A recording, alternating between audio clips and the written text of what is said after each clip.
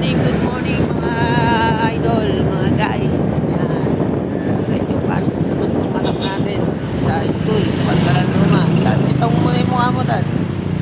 Yun. Para safe and ride lang tayo mga boss. Sa panahon ngayon, kailangan ng sipag at tiyaga. Hindi mo kailangan magalingan sa mga tao para lang magalingan mo kasi ang kailangan tiyaga para sa gano'n naman kita tayo pare-parehas. Try kita rin mo yung magpapayak ka. Shoutout nga wala dyan sa tropa natin na magle-lespo. Ayan mga idol, hindi ka pa ba nakapollow sa page natin, follow mo na rin yung page natin and like mo na rin, i-subscribe mo na rin yung YouTube channel natin para sa ganun medyo tumaas-taas naman tayo. Ito diretso school nga pala ito yung anak.